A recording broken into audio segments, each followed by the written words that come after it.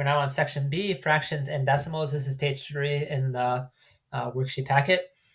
So here we have turn each number in decimal form below into a fraction and each fraction into a decimal form. A fraction has a numerator, a number on top, and a denominator, a number on the bottom of 5. So we see here 1/5, that's going to be a fraction. A decimal number has numbers after the decimal point, 2.03. So now using a calculator, we are going to turn these fractions into decimals and decimals into fractions. So we have 1/5. The way to get a fraction on the calculator is you're going to press alpha. You press alpha, then you press the y equals button, and then you press enter. So you press alpha, y equals, and then enter, and you get this line over here. You'll see like a box on top blinking, and that's where you're going to write the number 1 on top. Then you press the arrow key to the right over here. That brings you down to the bottom. You can also press the down button, and that brings you down to the bottom. You then click 5, so you have 1/5. Now you're going to go to the press math. You press math over here.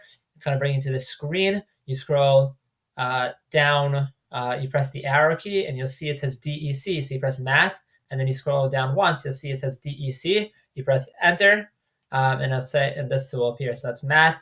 It's going to come on the screen. You'll see a frac, and then you see underneath it is DEC.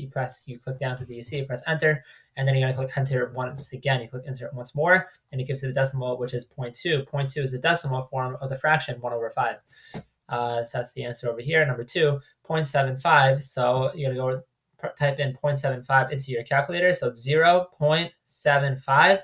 You then go to math. Right here is math, and you'll see it says on your screen, once you click math, it says FRAC. It says frac. You press you go to frac and you press enter. It then comes up like this. You then press enter once more, and you'll get 3/4. That is the fractional form of the decimal form 0.75.